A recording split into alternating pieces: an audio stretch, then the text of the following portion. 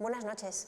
La familia, en tiempos romanos, fue una estructura de organización social fundamental, como lo es ahora, en nuestros tiempos, y distinguía a la familia su nombre. Eso es algo que sigue ocurriendo en la actualidad. Juanma, buenas noches. Hola, buenas noches, ¿qué tal estás? Hemos dejado en el programa anterior a un niño en brazos de sus padres, ya reconocido. Hoy nace un niño y, aunque podría ser de otra manera, en España ya desde hace años, mayoritariamente, aparte de su nombre de pila, recibe después el nombre del padre y el nombre de la madre. El nombre no, perdón, el apellido, el primer apellido. Esto es así, y he dicho mayoritariamente porque es así, a pesar de que puede ser al revés.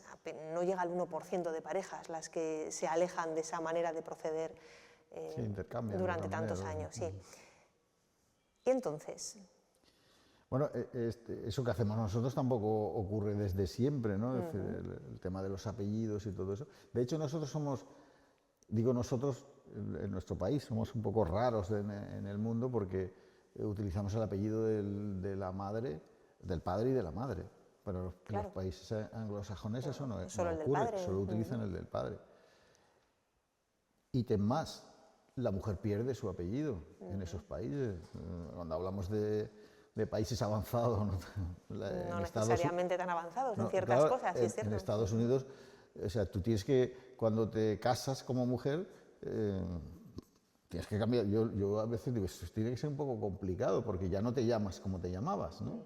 Has perdido tu apellido y has adquirido el de... Puede desorientar, es verdad, pasas a ser la señora de... Sí, y además a la hora de documentos y todo eso tendrás que cambiarlo todo, ¿no? Tu cuenta en el banco o tu... es decir, es una forma, en los países anglosajones, una forma mucho más dura de controlar a la mujer, porque ya ni siquiera, o sea, pierdes hasta tus antecedentes o tu... Es parte de tu identidad. Exactamente, claro. Pues lo pierdes, lo decimos. Es que en España es el segundo apellido, sí, bueno, el segundo apellido, pero la mujer no pierde su nombre, su identidad, su apellido. En todo caso, lo de la posición, y ya ni eso, como tú hubieras dicho, aunque no se dé, pero se puede dar, es decir, se puede intercambiar. Bueno, no siempre ha sido así. En la Edad Media, cuando se pierde todo esto del mundo romano, ahora vemos cómo ellos se estructuraban y cómo lo hacemos nosotros, y hay bastantes similitudes, pero en la Edad Media desaparece, lo que tienes es un nombre y ya está. Después empieza a aparecer la relación con el lugar, ¿no? Cuando decimos Leonardo da Vinci, es Leonardo. ¿Y de dónde es? De un pueblo que se llama Vinci. Y eso es lo que estamos diciendo. Cuando decimos Francisco Javier, estamos diciendo que el santo es Francisco y de un pueblo navarro que se llama Javier, ¿no? Es decir, se relacionaba con el lugar de tu nacimiento. Entonces, después hemos ido creando, desarrollando esto que ahora tenemos nosotros, que son los apellidos. Los apellidos se basan pues, en los oficios, herrero, carpintero o fogonero, quiero decir, lo que hacía, o en una característica singular, que como veremos los romanos también hacen algo parecido, pero hay características que se heredan, ¿no? Si hay alguien que se llamaba, había alguien en el Congreso que se llamaba Galeote, se apellidaba Galeote. ¿Galeote qué es? Galeote es el que remaba como castigo las galeras y el apellido lo habría heredado. O tenemos ahora a Rufián, ¿no? ¿Rufián qué es? Pues que ese apellido lo habrá heredado de algún miembro de su familia que adquiriría, o decimos Ladrón de Guevara, o decimos... Hay una serie de apellidos que tienen que ver con eso, o con el lugar, que siguen existiendo, cuando decimos Alcaraz, o decimos muchos pueblos de la geografía. Hemos ido desarrollando distintas maneras de identificarnos. Claro, y una muy típica y común, no solo a España, sino a toda Europa, es el hijo de, ¿no? Cuando los ingleses le añaden el son detrás, cuando dicen Johnson o Robertson, están diciendo hijo de. Hijo de. Cuando es en vez de son es sen, bueno, en otros países nórdicos el hijo sería sen en vez de son. En España, ¿cómo lo hacemos? Pues le añadimos la terminación en Z. La terminación en Z. Cuando decimos Sánchez, que es en este caso el mío, es hijo de Sancho, o hijo de López, si es López, o hijo de García. Vamos estableciendo esa relación y de esa forma nos vamos creando, componiendo lo que es nuestro nombre, lo que llamamos nombre de pila. ¿Por qué lo llamamos de pila? Porque tenemos una educación cristiana, ¿no? Y claro, ¿por dónde nos imponen el nombre? La pila bautismal. En la pila bautismal, por eso es el nombre de pila. En realidad es el nombre propio, si lo queremos decir de una manera más generalizada, ¿no? Porque no solo los que pasan por la pila tienen nombre propio, ¿no? Y los apellidos vienen eso del padre y de la madre. En otras culturas, pues en la cultura árabe, musulmana, pues la mujer es también invisibilizada y es hijo de y nieto de, ¿no? Veremos que los romanos también hacen algo parecido. Entonces, el Iv que utilizan en sus nombres, además lo puedes remontar a varias generaciones, ¿no? En la cultura árabe, el sí. IBN, ¿no? IBN, el Iv es hijo de, ¿no? Viene a ser también, en vez de añadirle como nosotros la Z, va a decir que eres hijo de Sancho, de López, o lo que sea, pues ellos, el padre y el abuelo y el bisabuelo, lo puedes llevar varias generaciones hacia atrás. Y así es como funcionamos nosotros más o menos ahora. ¿Cómo lo hacían en Roma? Sería la... ¿Cómo lo hacían? Es algo parecido, ellos también tienen Se parece, sí. Hay... un nombre de pila, o propio, porque tampoco ellos eran bautizados, ¿no? Pero sí tienen un nombre que es el nombre con el que te llaman, ¿no? Es decir, es tu nombre propio, ¿no? Ese es lo que llaman el praenomen, ¿no? El praenomen es la primera parte de lo que en el mundo romano se da en llamar la tria nomina, ¿no? Los tres nombres que te identifican. Y el primero sería el praenomen. El praenomen, si te llamas Cayo, pues ese es el que se elige. Es el que se elige. Sí. Veremos que también es distinto, las mujeres es distinto, pero en los hombres es Cayo y luego tienes el nomen. El nomen es la gens, ¿no? La gens es el concepto de familia, ¿no? Es decir, tú perteneces a una familia amplia. En un sentido amplio, ¿no? En un sentido amplio, más comunidad. Sí, de hecho, incluso luego vemos con el avance del tiempo que se diversifican ramas de familias que en principio son unas, se van diversificando y van adquiriendo singularidades para diferenciarse, ¿no? Entonces, ahí aparece el nomen, ¿no? Que identifica a qué gens, a qué familia perteneces. El praenomen, el nomen y el cognomen. El cognomen sería la tercera parte que normalmente viene reflejando, no se da en las clases más bajas, no se suele dar, se da más en las clases media alta, que es una especie de apodo, ¿no? Lo que para nosotros sería un apodo que viene a ser alguna característica singular de esa familia que la ha adoptado y que heredan de unos miembros a otros, ¿no? O sea, se va heredando. Se elige también, o sea, se hereda también. Se hereda, y viene a ser una característica. Ahora después pondremos algunos ejemplos, si te parece, y podemos ver cuáles son esos. Y hay que vivir haciendo honor. Hay que demostrar el cognomen, quiero decir, lo heredas porque algún antepasado tuyo se le ha dado y habrá que defenderlo, ¿no? Bueno, es tu identidad. Es tu identidad. Volvemos a la comparación. Nosotros a veces tenemos apellidos que son un poco difíciles de defender. Sí, raritos, ¿no? Sí. Pero es tu identidad. Es tu identidad. Te guste o no te guste, es tu historia. Es la historia de lo que eres, ¿no? Del producto de lo que hemos llegado a ser, ¿no? Hay que valorar, ¿no? Yo creo que no valoramos lo suficiente. Me voy a salir un poco del... Vale, un poquito. Me voy a salir un poco con una cosa que para mí es muy importante y de la que no nos damos cuenta. Y es que para que nosotros estemos sentados aquí, tanto tú como yo, como cualquiera de los de quien hables, ha habido mujeres que lo han pasado muy mal a lo largo de la historia, que han sido capaces de sacar adelante a un hijo que de alguna forma será tu tatarabuelo o una hija que también lo habrá pasado muy mal para poder alimentar, para poder mantener. No hay que irse muy lejos, pues el principio del siglo XX, pero si nos vamos más atrás a la Edad Media podemos imaginar las racias, el hambre, los inviernos, es decir, eso somos nosotros, el producto de eso. Y de eso venimos. Entonces a veces olvidamos nuestra herencia, ¿no? Y no es que sea de un tipo o de otro, de una raza o de otra, da igual de lo que estamos hablando de mujeres que han sido capaces, y hombres también, por la parte que les toca, Pero bueno, las que dan a luz son las mujeres. Y las que mantienen eso son las mujeres, ¿no? Cuando hablamos, en el mundo romano, hablamos de matronas, ¿no? Ellos tienen una especial devoción a las mujeres. Luego las tratan como las tratan, en la guerra van ellos, ¿no? Y el poder lo tienen ellos, pero ellos tienen una especial devoción hacia las mujeres y las consideran como algo muy, muy especial, porque efectivamente lo son, ¿no? No tienen un valor objetivo. Tienen un valor, ¿no? Hay una... Son valoradas, por la razón que sea, Son pero muy son valoradas, valoradas. muy valoradas, y son muy importantes dentro del núcleo familiar, muy importantes. Hay una frase que para mí lo resume muy bien: cuando la naturaleza tiene que decidir quién procrea, quién genera la siguiente vida, elige al más fuerte. La naturaleza funciona así. Entonces, a veces perdemos de vista que hemos tenido, que detrás de nosotros hay toda una serie de, no los conocemos, no lo sabemos, pero hay una serie de personas, de mujeres, de hombres, que han tenido que luchar mucho para que nosotros estemos sentados aquí, lo valoremos o no lo valoremos. Y muchas habrán quedado en el camino.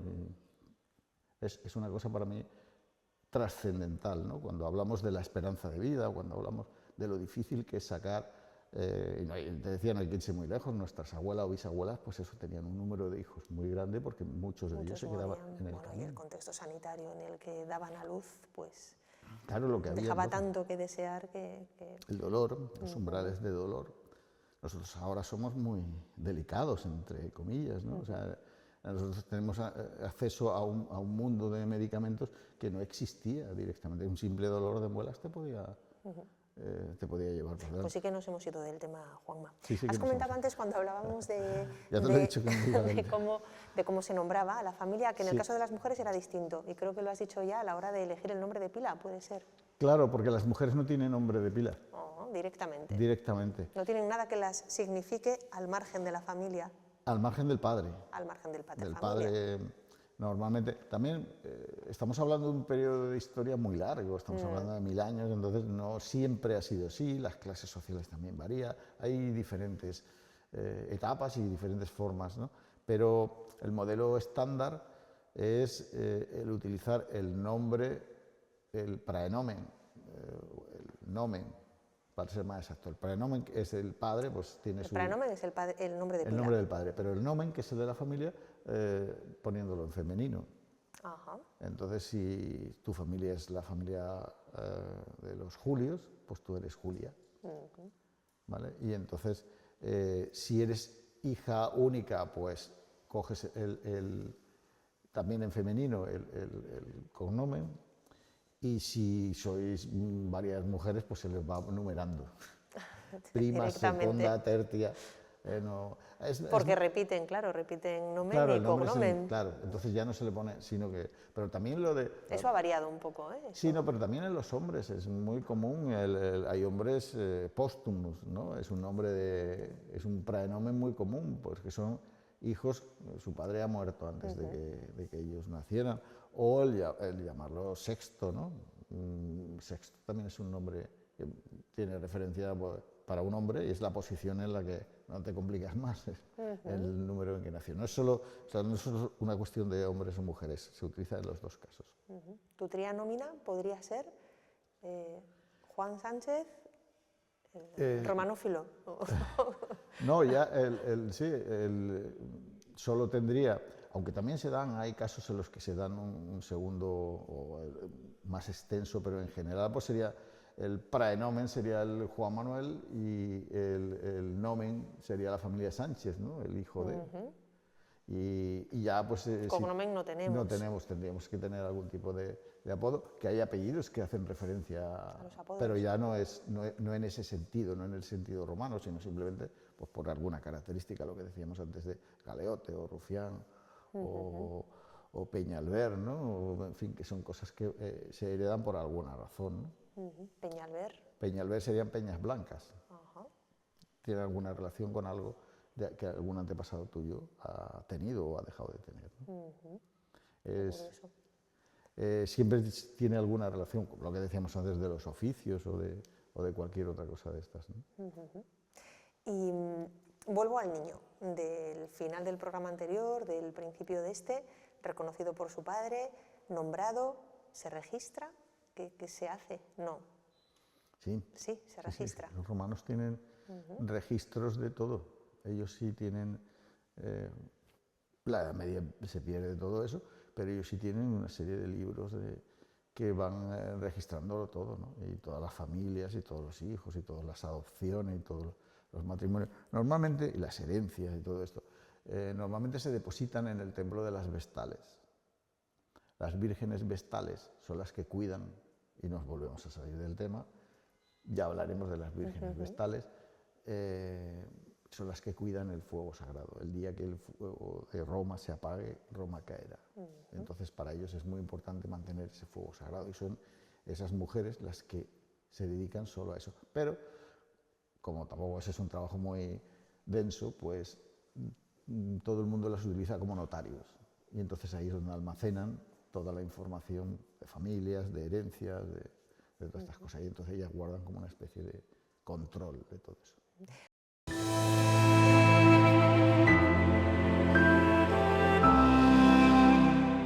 En la antigua Roma, un reducto público reservado a la mujer era el de las vestales, las guardianas del fuego que simbolizaba el hogar y que de apagarse presagiaba desgracia. Vesta era la diosa del hogar. En su templo, las sacerdotisas vestales tenían encomendado evitar que su símbolo, el fuego, se apagara. No lograrlo se consideraba negligencia punible con azotes.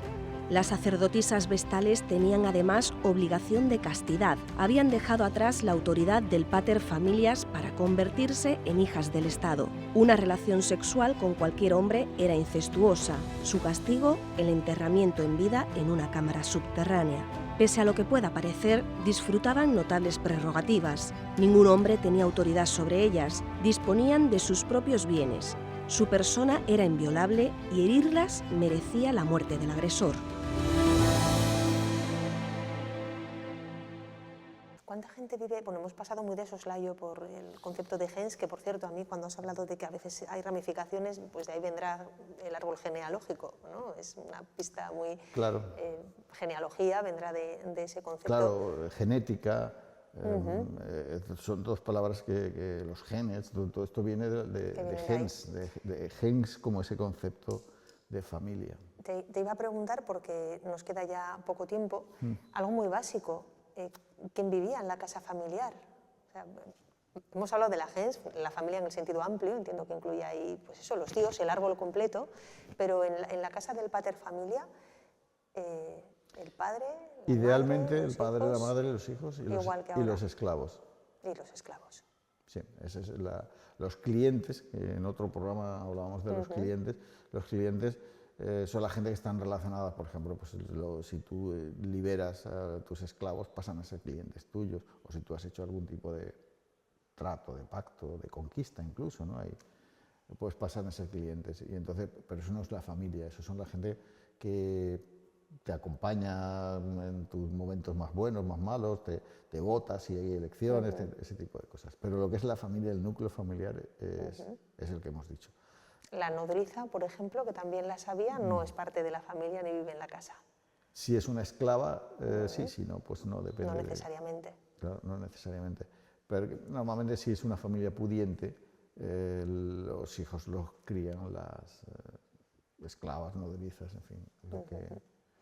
Bueno, pues entre otras muchas cosas que nos quedan por hacer, estaría la de, con ejemplos, hablar de esa manera de dominar a las familias, pero esto lo vamos a dejar para la semana que viene, Juanma. Sí, vamos a dejar otra cosa también. ¿Qué pasa? Porque no me autopregunto.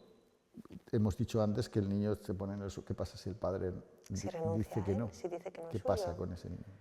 Pues yo no sé si saciaré la curiosidad antes de la semana que viene, pero para todos ustedes estaremos aquí en 7 días para responder a esa pregunta y las que surjan. Muy bien. Muchas gracias. Gracias a ti.